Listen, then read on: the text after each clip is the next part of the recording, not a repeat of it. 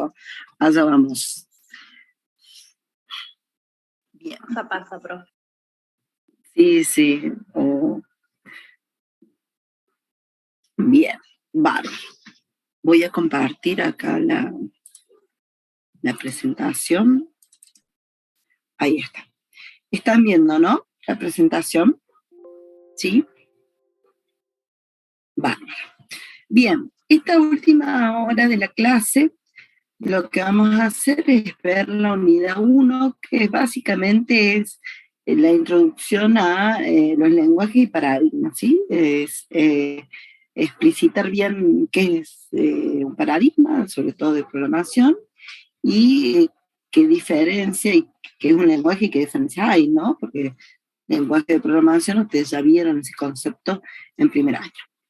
Ay, dale, gracias por la... Esperen que... Ahí está. Esperen que... Ahora sí. Listo. Bien. Ahí está. Pasa que siempre comparto todo el escritorio y ahora no sé por qué se me dio por compartir en la presentación. Después vamos a volver a...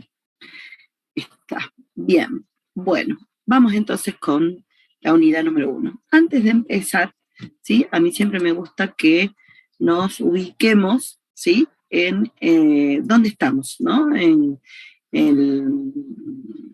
ese famoso ciclo sistémico o recorrido, ¿sí? Si bien ustedes van a ver que dependiendo la metodología de trabajo, eso también lo van a ver luego en tercero, ¿sí? Cuarto, algunos ya lo verán en sus trabajos, dependiendo de la metodología, es una metodología en cascada, que es parecida a esto que hemos puesto acá, o una metodología circular, ¿no? Por eso acá hice un juego de palabras de ciclo sistémico. ¿Por qué? Porque si bien está puesto como en cascada cada parte de lo que nosotros como ingenieros de sistemas vamos a poder hacer, a su vez es cíclico, ¿sí?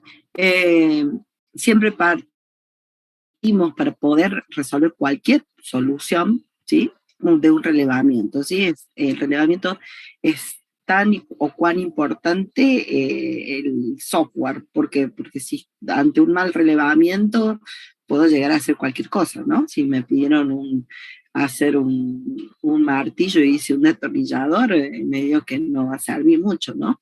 Entonces, de acuerdo al relevamiento, es tan importante para poder interpretar lo que el cliente necesita. Luego de eso viene el análisis, el poder analizar qué es lo que el reglamento me está diciendo, o sea, lo que el cliente está pidiendo, ¿está? Entonces, este análisis es lo que ustedes hacen ahora en segundo año, ¿no? El análisis de sistema, analizan situaciones, contextos, empresas, negocios, distintas situaciones para ponerlo en algún marco, ¿no? Marco que ustedes están viendo en este momento o van a ver en análisis de sistema orientado a objetos. Por eso coincide mucho en algunos puntos el análisis orientado a objetos con nuestra unidad orientada a objetos. Por supuesto que ahí entra lo cíclico. ¿Por qué? Porque muchas veces llego al análisis y me doy cuenta de que parte de lo que he relevado no es lo correcto o no coincide con el sentido común, con lo que uno ve, ¿sí? Entonces, acá tenemos una ida y vuelta.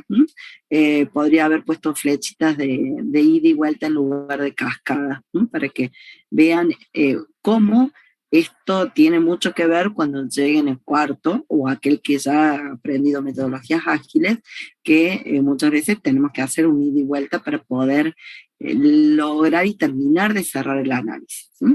Una vez que ya entendimos nosotros la situación, el estado de situación, qué es lo que el cliente quiere, ¿sí? Mientras no cambie de opinión, ¿no? Porque eso también es dinámico, pasamos a lo que se llama el diseño. Esto de diseño lo van a ver ustedes en tercer año, en diseño de sistemas, y ahí es donde se plantean las posibles soluciones a los problemas que se pueden haber surgido en el análisis, ¿sí? Esas soluciones pueden desencadenar en algún sistema manual, reforzar el sistema manual que tienen, o cambiarlo, complementarlo, o hacer un sistema de software, o ir por un sistema de software, o ambas, por eso tienen flecha de doble sentido.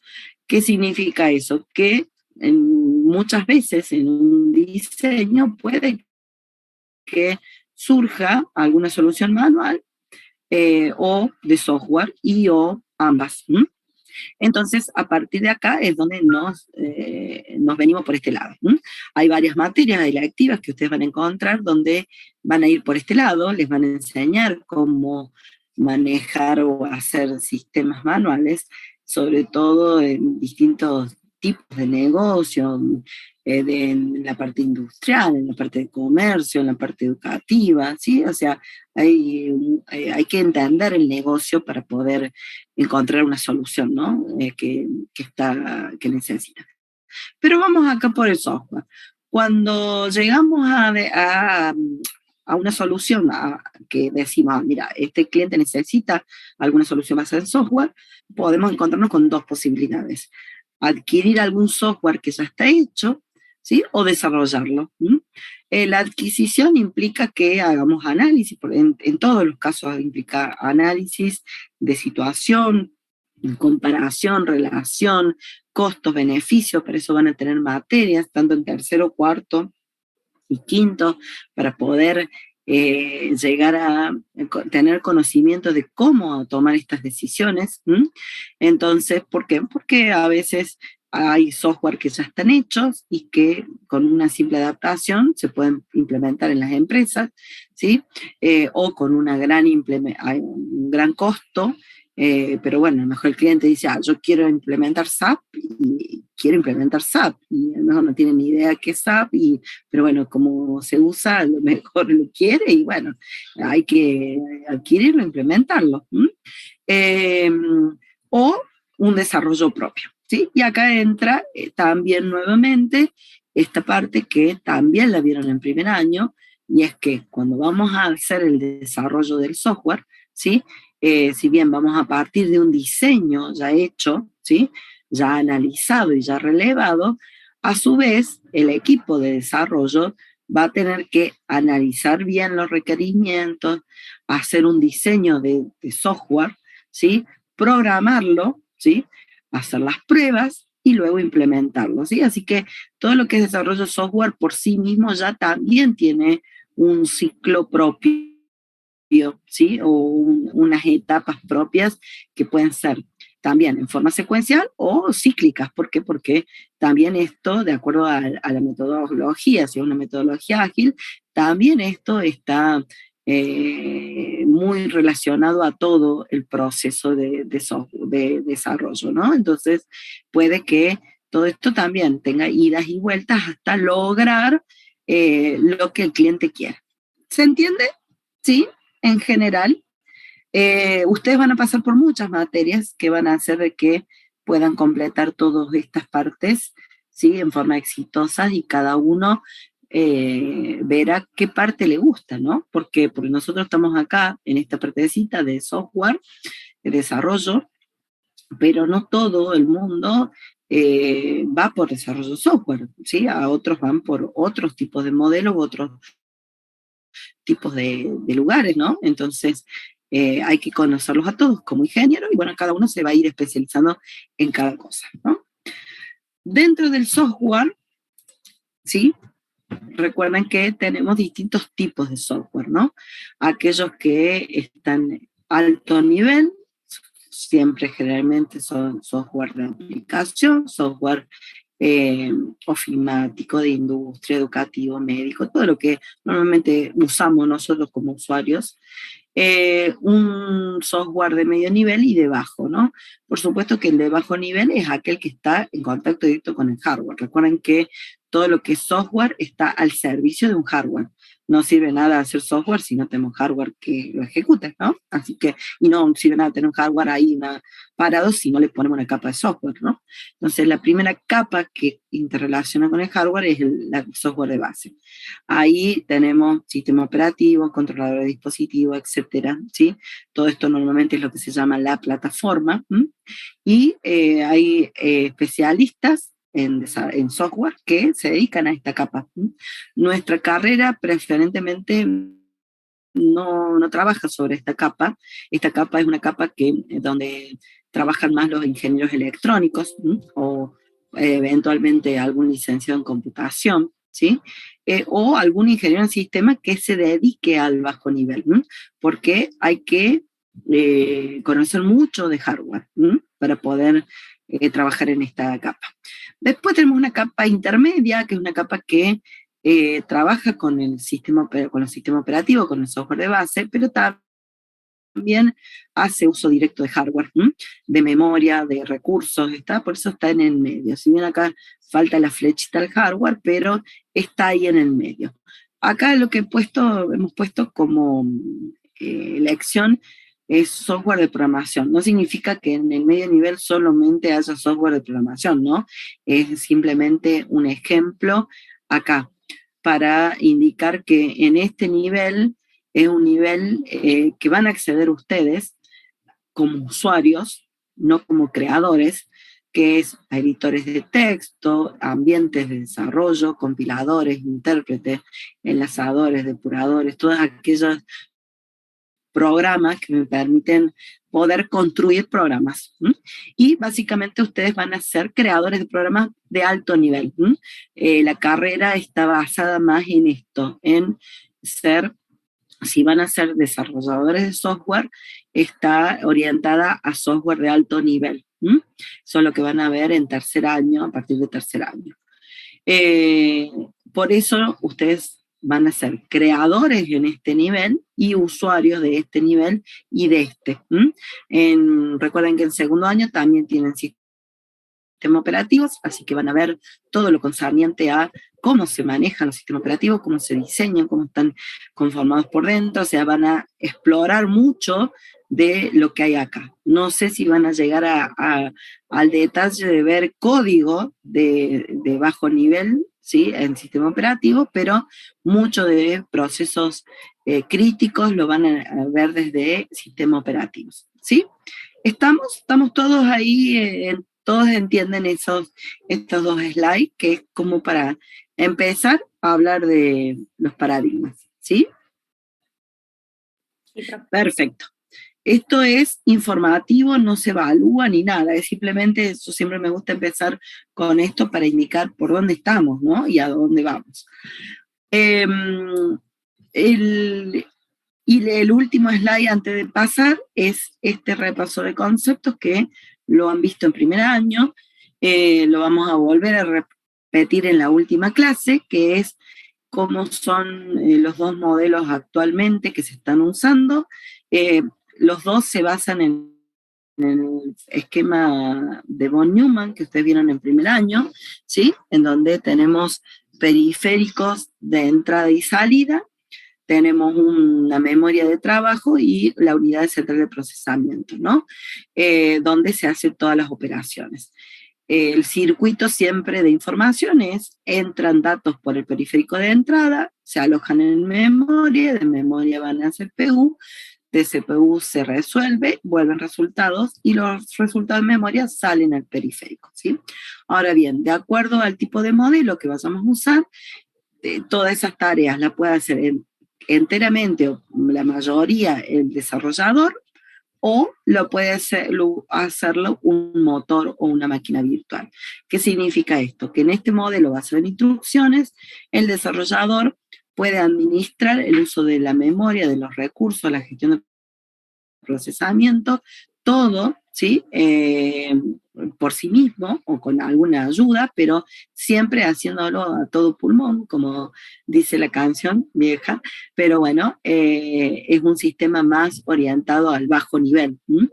En cambio, hoy en día, la mayoría de los sistemas populares están dados por este modelo basado en declaraciones, ¿no? Donde tenemos un motor de inferencia o una máquina de virtual que interpreta también las entradas, pero ahora las entradas ya no van a ser en formato directo, sino más bien en declaraciones, que el motor va a interpretar, va a traducir al lenguaje de máquina, va a llevar a memoria, va a hacer todo el proceso como lo haría un desarrollador, ¿no? Entonces estos son programas ya creados, estos están en un medio nivel, ¿sí?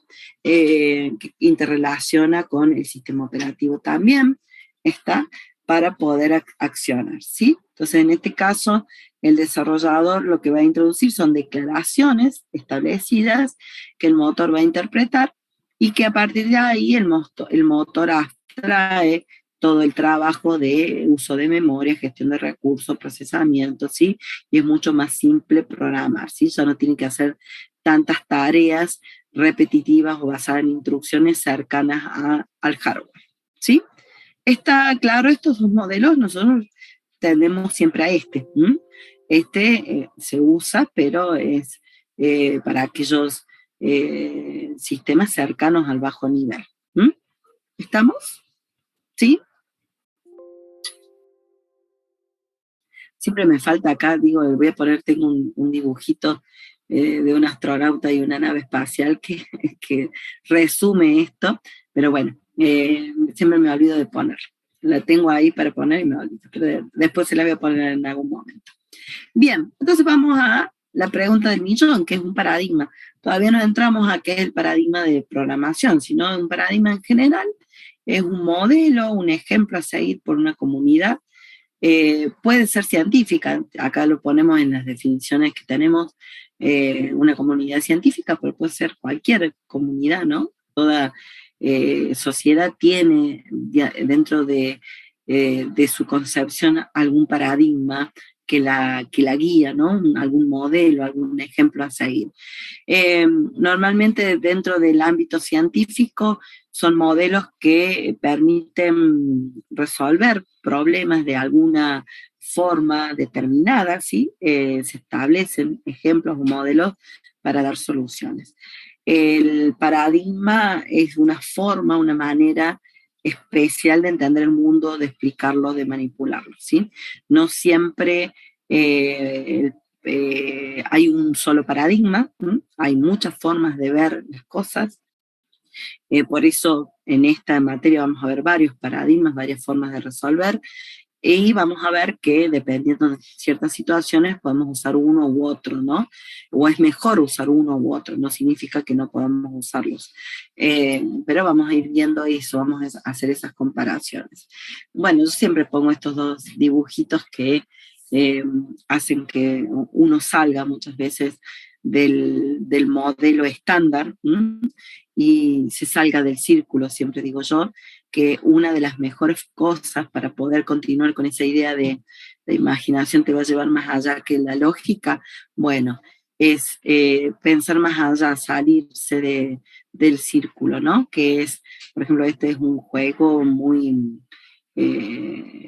común, muchas veces se usó en entrevistas de trabajo o en juegos didácticos donde uno le dicen, bueno, mira, esto es en la época de papel, ¿no? Aunque lo podríamos hacer en una tableta, también se hace en forma digital, donde dice, bueno, con un solo trazo, sin levantar el dedo o el lápiz del lugar, hay que pasar una sola vez y una sola vez por cada uno de los puntos que hay acá. ¿M? Entonces, esto son puntos que no tienen ninguna unión, entonces si uno quiere unirlos a todos, pero solamente pasar una sola vez por ellos, no hay una solución que sea si yo me encuadro en este cuadrado imaginario, ¿sí? Si yo pienso en el cuadrado que estoy viendo, imaginario, nunca llego a la solución. Tengo que salirme, ¿sí? La consigna no es no salirme, sino no pasar dos veces por el mismo punto, ¿m?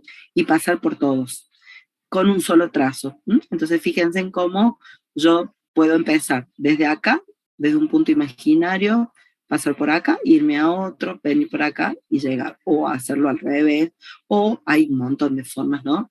Que uno podría llegar a hacer la combinación, ¿sí? Pero eso requiere de que no salgamos del cuadrado, veamos más allá de los límites. ¿Sí? Eso es lo que lleva a poder también entender y construir nuevos paradigmas. ¿Sí?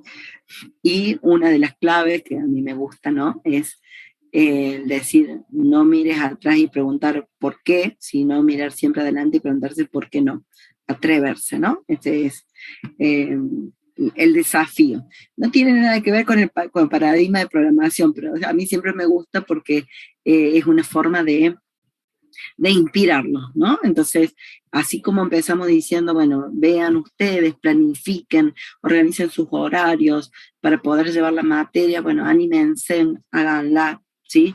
Desafíen, ¿sí? Y si no logran intentarlo, vuelvan en la próxima, y vuelven, y vuelven, y vuelven, no renuncien, ¿sí? Y bueno, y ahora sí entramos en los paradigmas de programación concretamente, que son modelos básicos de diseño e implementación de programas, permiten desarrollar software conforme a ciertos principios y fundamentos, ¿sí?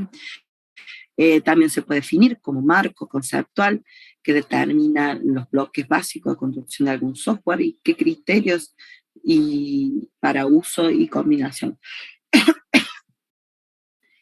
También se lo puede definir como una colección de patrones conceptuales o colección de estructuras o reglas.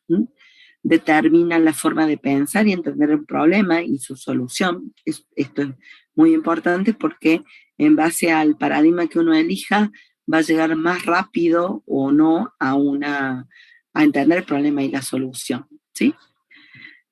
Bien, ¿qué paradigmas vamos a ver en la materia? Hay muchos paradigmas dando vuelta, muchas clasificaciones. Nosotros vamos a tomar esta clasificación en donde vamos a tener 3 ramas del paradigma imperativo y estructurado. En realidad ustedes vieron el estructurado en primer año, que se deriva naturalmente del imperativo. El paradigma orientado a objetos lo vamos a ver en la unidad 3, y dentro de los declarativos propiamente dicho, vamos a ver el funcional, puros, ¿no? El funcional y el lógico. Con respecto al estructurado, que ustedes ya lo vieron, ¿sí? Es el paradigma por excelencia orientado a instrucciones de máquina. Es aquel que a través de un algoritmo más estructura de datos, un conjunto de datos, se puede llegar a hacer un programa. Ustedes en primer año trabajaron con modularización, con los algoritmos donde tenían entradas, procesos y salidas. Si tenían módulos independientes, tenían parámetros que alimentaban la entrada, daban datos y servían como datos para la subrutina o función, y luego, una vez que todo el proceso terminaba, tenían un valor de retorno a la salida, ¿sí? Acá tenemos un ejemplito de un diagrama de flujo sencillo, donde si tuvieran que leerlo en forma de diagrama o de pseudocódigo, leer un número, obtener un valor R en base a la suma del número por sí mismo, y luego mostrar el valor del resultado, ¿sí? Una operación muy sencilla en un estructurado simple secuencial. Lenguajes de este tipo son algunos, ¿no? Fortran, C, Pascal, Python, C++. Ya vamos a ver más adelante, al final de la clase, que hay lenguajes que hablamos de lenguajes puros o híbridos. Lenguajes puros de programación son aquellos que solamente aplican el paradigma. Por ejemplo, Fortran, C, Pascal son lenguajes puros, solamente aplican estructurado. Python, C++, ya son lenguajes que aplican estructurados, pero también aplican otros paradigmas, ¿no? Que ya lo vamos a ver más adelante. ¿Estamos hasta acá? ¿Sí? Están ubicados, ¿no? ¿Sí? Bien. Con ventajas del estructurado, como es cercano a instrucciones al conjunto de instrucciones de máquina, de código de máquina, entonces es un código más directo, más rápido en ejecución, pero siempre está muy cercano al hardware, así que la limitación es que hay que tener mucho conocimiento de hardware. La complejidad de los sistemas actuales es tan grande que crear código estructurado para un modelo de negocio alto, de alto nivel, es muy difícil. Entonces, no es aconsejable para aplicaciones de alto nivel, ¿sí? Por eso no se adapta a todos los tipos de problemas. No significa que no lo podamos hacer. Se puede hacer, pero van a trabajar a lo mejor con un lenguaje de alto nivel, van a trabajar en un proyecto 2 meses y a lo mejor con este paradigma van a trabajar, no sé, a lo mejor 2 años, por decir algo, ¿sí? Por hacer una comparación, porque van a tener que hacer muchas tareas que ya están hechas, ¿no? Entonces normalmente este paradigma se usa en un medio a bajo nivel. Por supuesto que si ustedes tienen que programar un hardware nuevo, ¿sí? No les queda otra que caer en este paradigma, ¿no? ¿Por qué? Porque es muy cercano al hardware. Generalmente, si usted, alguno ha programado algún Arduino o algo así, si bien hay capas hoy de software de alto nivel basadas en objetos, pero mucho de las tareas que hay que hacer para manipular cierto hardware es con este tipo con lenguajes de este tipo de paradigma, ¿sí?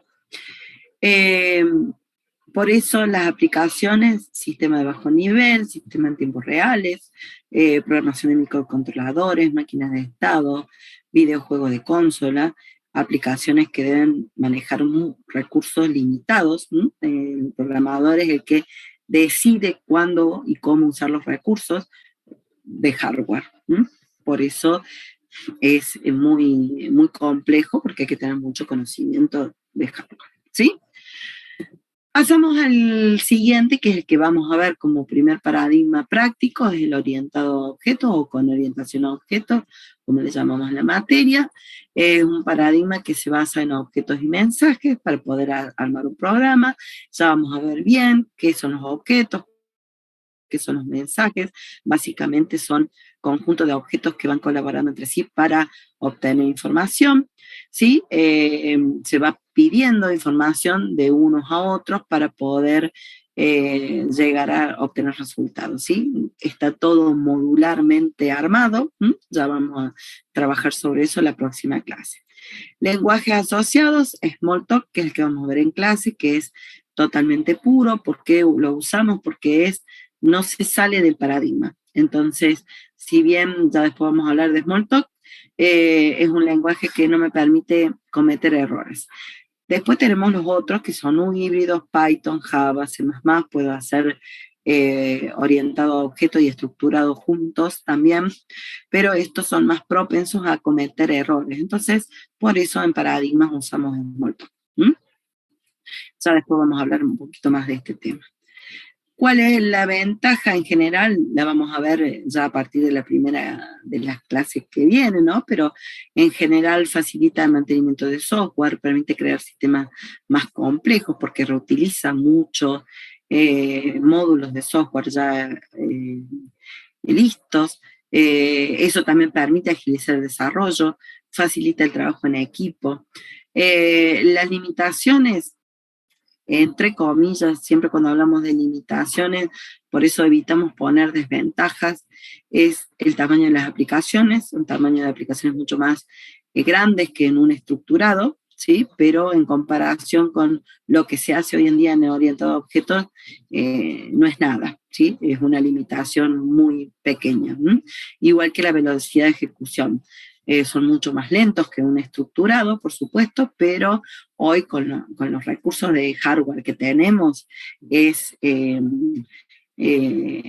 mínima esa limitación, ¿no? Siempre y cuando esté hablando de equipos que tengamos 2 o 3 procesadores, memoria de gigabyte, ¿no? Tanto en disco, en memoria. Ahora, si tenemos que mandar un cohete a la luna, donde lo único que tenemos es unos cuantos megas o poquito bueno, no, hoy por hoy tenemos mucho más capacidad, pero donde el recurso es muy limitado porque, digamos, tenemos poca energía para alimentar, entonces ya un tipo de este paradigma no sirve para implementación, sí para modelización. Eso se ve mucho en software de bajo nivel. Uno muchas veces modeliza bajo el paradigma orientado a objetos, pero termina construyendo en un estructurado que es el que administra los recursos más eficientes. Porque no me puedo quedar sin energía yendo a la luna cuando quiero poner cohete o una nave espacial, ¿no? Imagínense cómo deben estar trabajando los de SpaceX para poner algún vehículo en Marte, ¿no? Cómo deben estar trabajando con eficiencia en ese software para que se use la menor cantidad de recursos posibles, ¿no?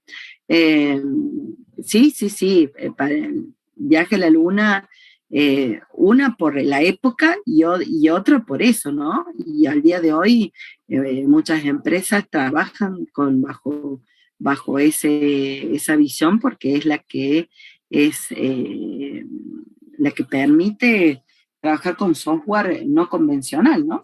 Ahora, si estamos hablando de hacer sistemas de alto nivel, ya no nos conviene el estructurado, ya venimos por este paradigma. Por eso, este paradigma se usa en aplicaciones de negocio,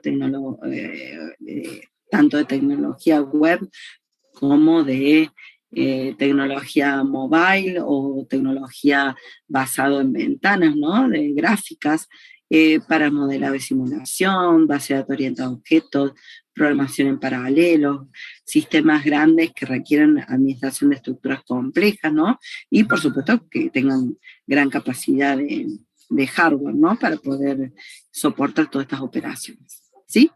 Eso lo vamos a ver a partir de la semana que viene. Con respecto a los declarativos, en general, todos los paradigmas declarativos están basados en un conjunto, en el desarrollo de programas donde se especifica o se declara conjunto de condiciones, proposiciones, afirmaciones, restricciones, ecuaciones, transformaciones, etc. Todas ellas describen más el problema que el detalle de la solución, ¿sí? Es decir, puede hacer un breve detalle de lo que se quiere, pero el trasfondo de qué es lo que termina requiriendo para que el hardware actúe, lo obtiene los mecanismos internos de control, ¿sí? La solución siempre pasa por estos mecanismos internos de control que normalmente son los llamados máquina virtual, motor de inferencia, ¿sí? Entonces, el desarrollador en este tipo de paradigma dice qué hacer, no el cómo. ¿Qué se hace? A través de condiciones, preposiciones, afirmaciones, ¿sí? Ecuaciones, y luego el cómo se lo pasan a la máquina virtual o al motor de inferencia. Y ese sí se encarga de desglosar esas condiciones, esas proposiciones, en instrucciones de máquina, ¿sí? Para poder ser ejecutadas por el hardware.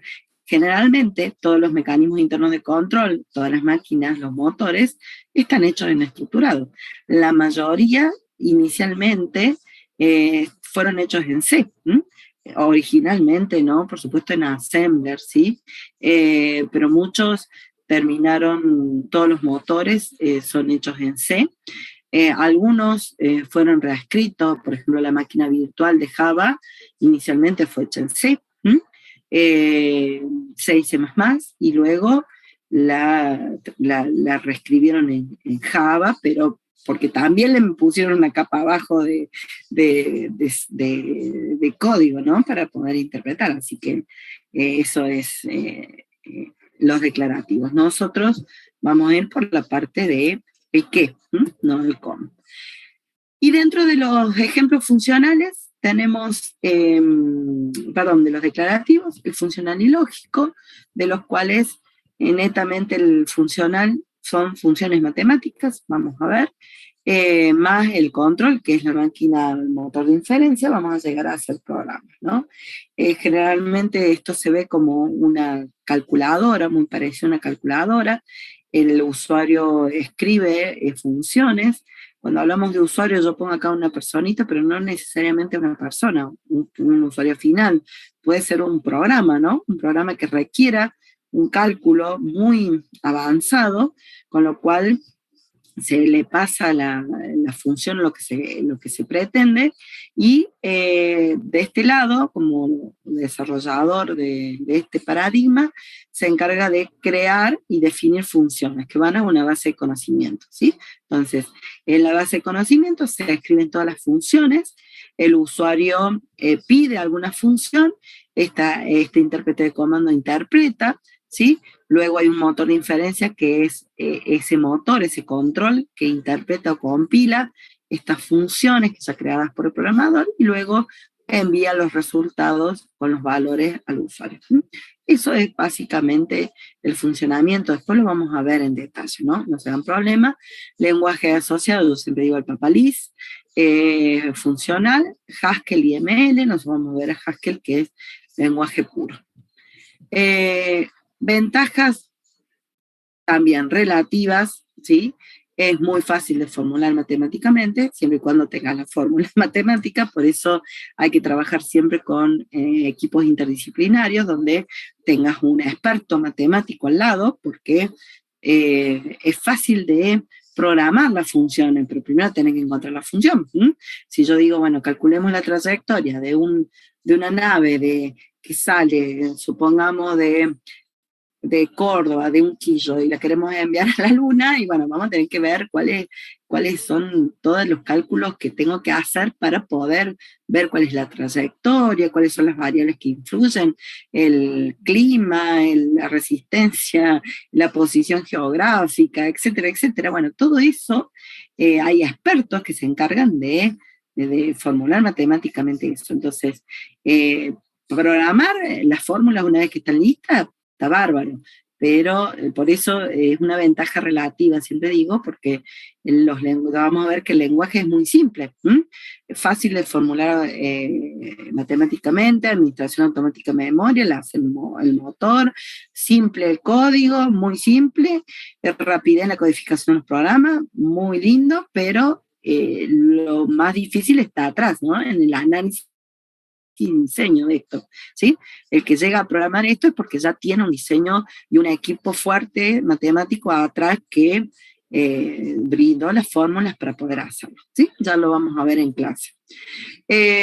Algunas limitaciones también relativas, no es fácilmente escalable. Escalable es cuando yo puedo ir haciéndolo crecer el software. En realidad, si depende de qué lenguaje de programación use o de qué forma implemente, si lo pongo completamente aislado, y sí, no, es difícil de escalar. Pero si lo pongo en un entorno que es aconsejable para escalabilidad, no va a ser tan difícil. Por eso no es fácil, pero se puede, ¿no?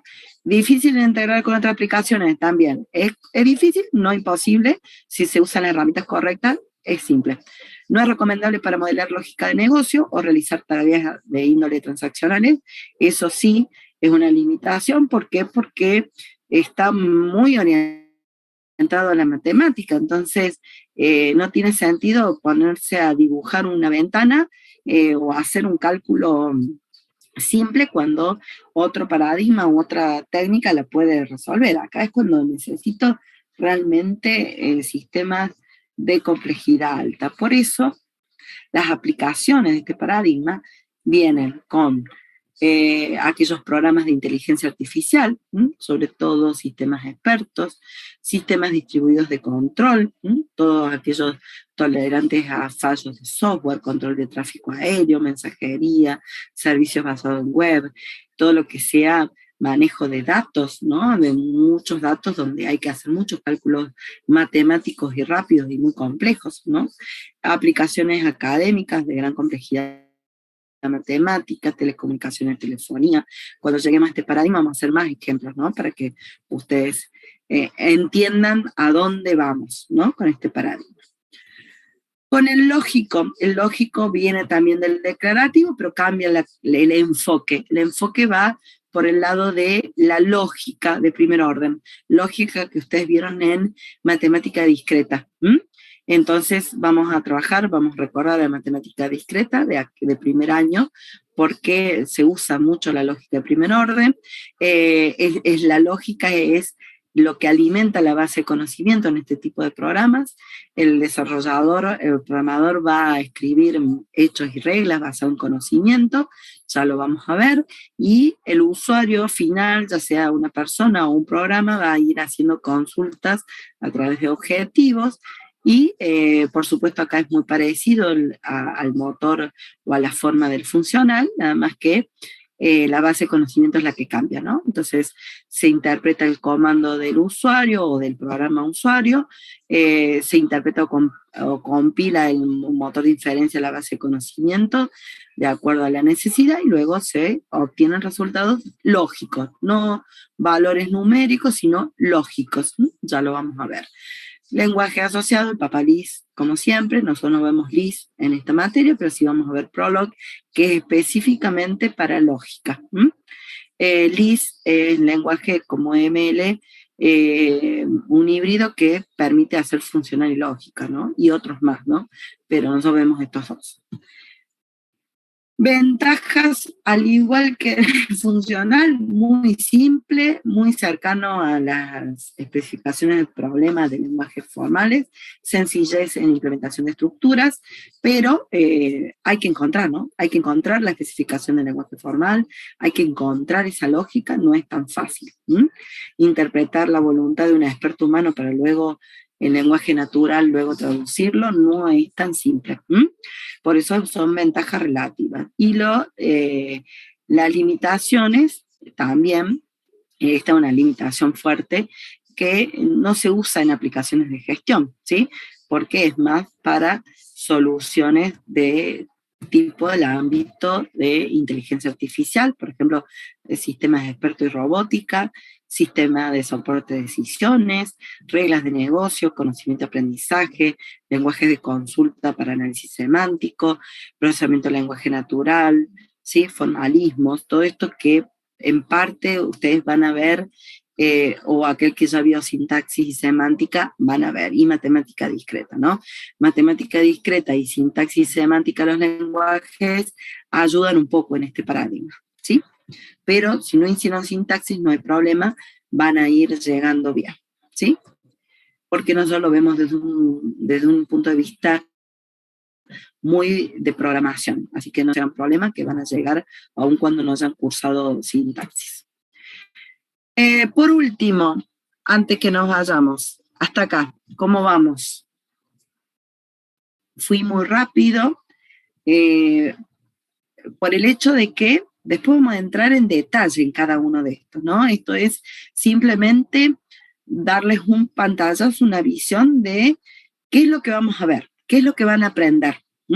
Después vamos a entrar en detalle en cada paradigma, sí, lo vamos a estrujar y lo vamos a poner bien en detalle, ¿no? Pero básicamente esto es lo que vamos a aprender.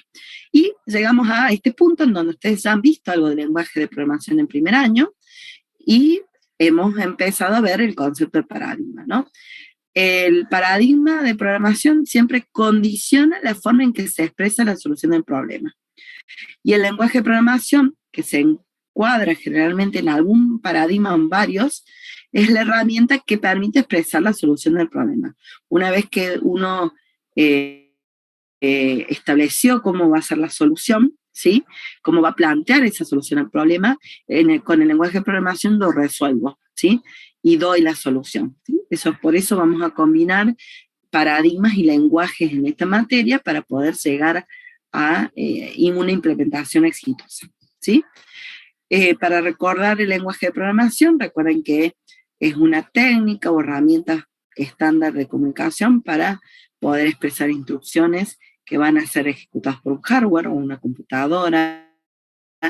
Tiene un conjunto de símbolos, reglas sintácticas, semánticas, ¿no? Que van a definir la gramática, el significado de los elementos. Pueden aplicar un paradigma o varios. no necesariamente uno solo, pueden ser varios, ¿está?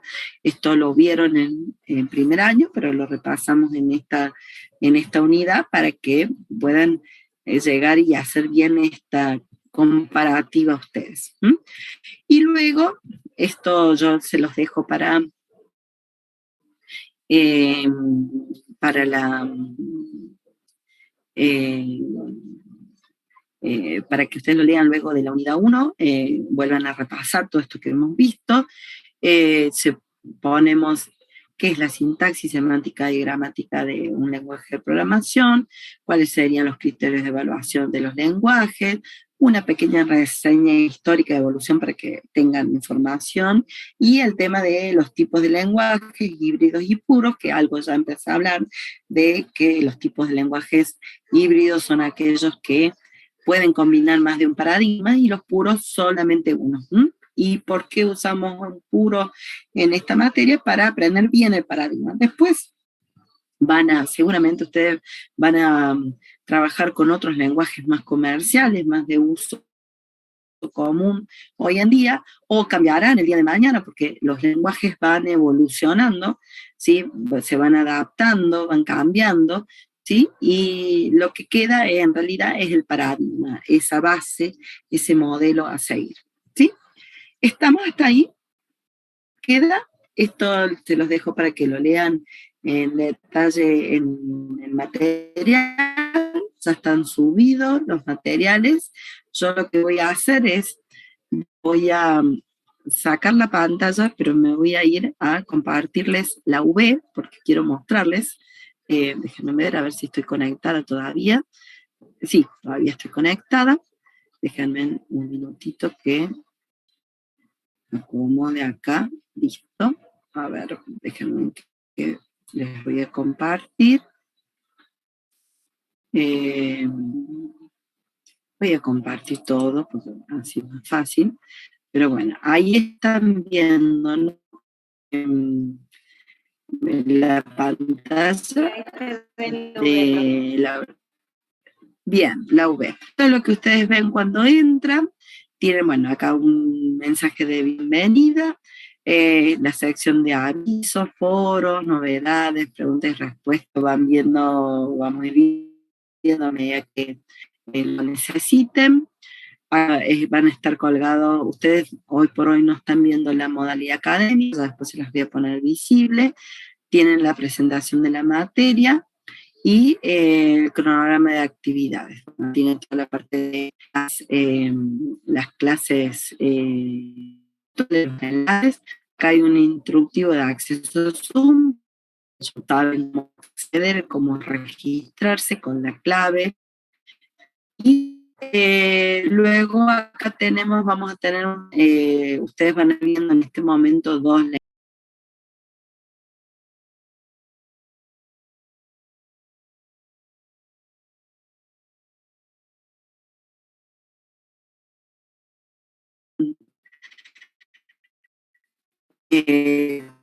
con temáticas, ¿sí? De la unidad, bueno, luego la 2 y la 3, que vamos a ver la clase que viene, y bueno, vamos a ver varias clases de la unidad 3, y todas las unidades la tienen enlace acá. Acá vamos a colgar la guía de ejercicios prácticos, que ya las vamos a publicar también en el repositorio institucional. Acá yo les dejé el link del repositorio institucional por si quieren entrar y ver que hay muchos lugares, ¿sí? De UTN, así que está lindo para entrar. Acá tienen los enlaces directos a los PDF, a los archivos, pero bueno, si quieren pasear por acá lo pueden hacer. Algunos asistentes, bueno, acá yo les colgo un asistente de Faro para trabajar, y acá algunos links para descargar los software, que mañana lo van a verificar con el profesor Nicolás, ¿sí? Y acá en la semana 1, que es la que tenemos visible, o que la que ustedes tienen en este momento visible, por ahora lo que tenemos es la presentación de la unidad número 1, que es la que acabo de dar yo. La número 2 está colgada acá, pero la vamos a ver la clase que viene. Y ahí acá, en todas las clases, va a aparecer esta consulta de clase, que es lo que yo les dije al comienzo del registro de participación, ¿sí? Que es la que la que yo les pediría a ustedes, todo el mundo yo necesitaría que entre a la UB. Sé que hay gente que no está todavía, no se hagan problema, ser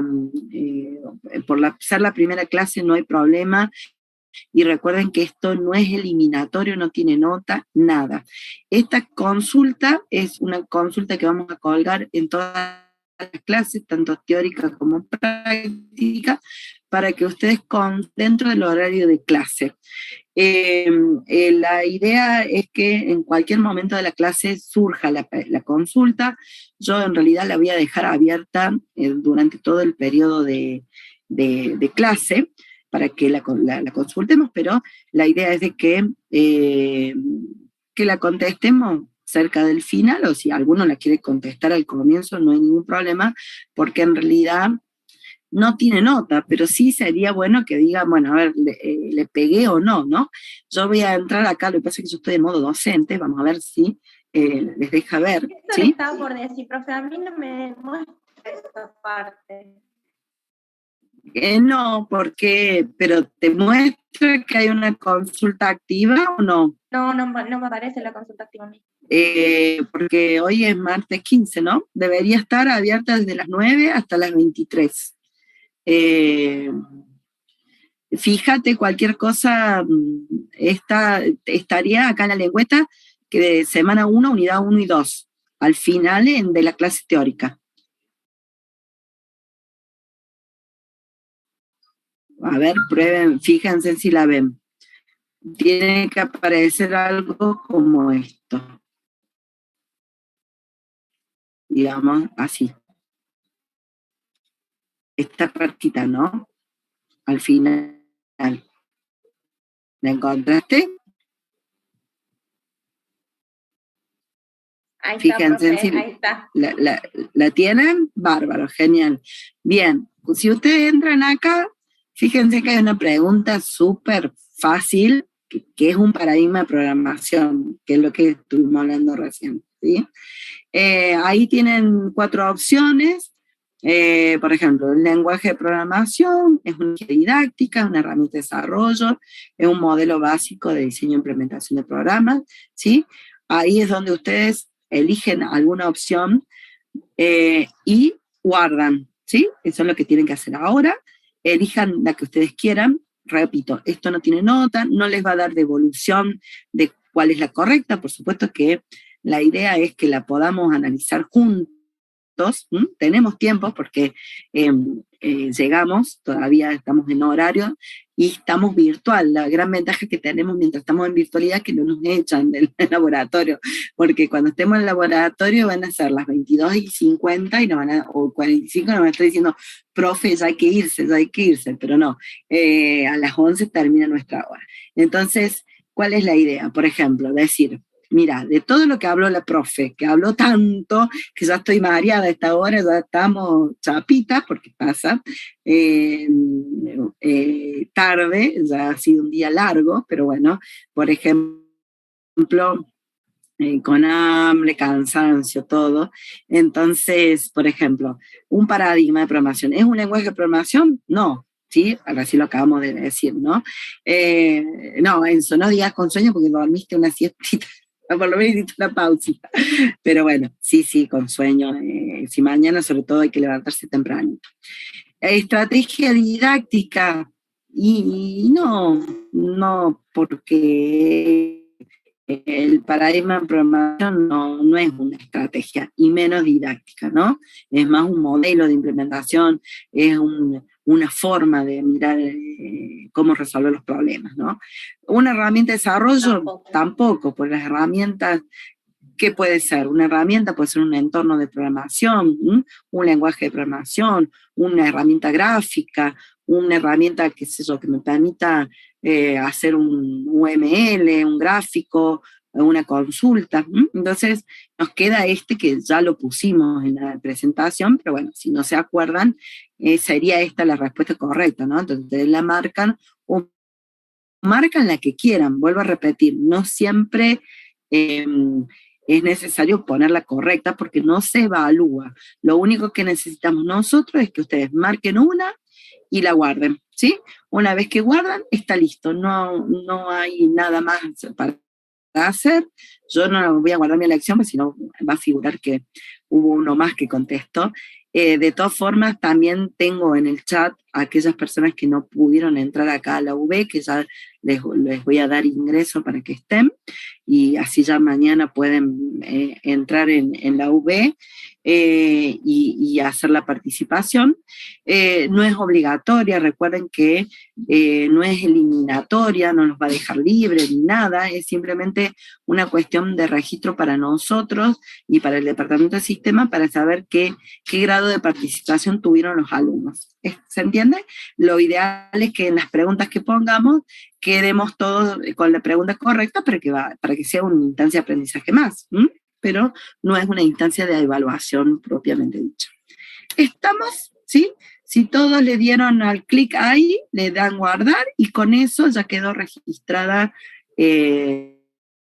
su participación, mi participación también, y con eso estaríamos listos por la clase de hoy.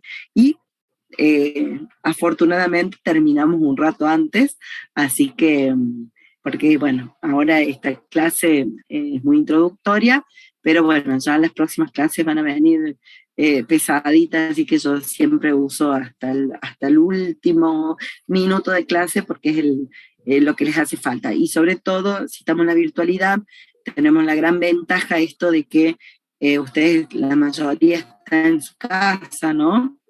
Y no tienen que salir luego a tomar el colectivo en la facultad o subirse a un auto y manejar horas hasta su casa, ¿no? Así que vamos a tratar de aprovechar este espacio virtual para que, sobre todo en este horario, que son clases críticas, en donde tenemos que aprovechar al máximo el horario.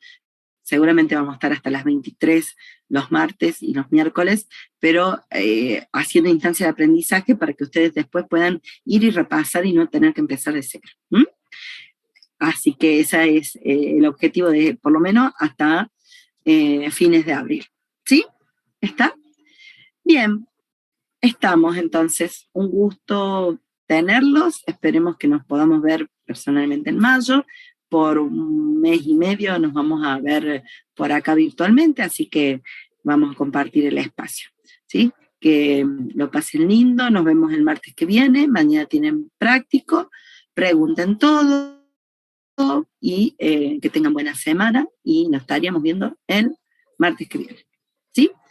Si yo me quedo un ratito más, si alguien necesita algo.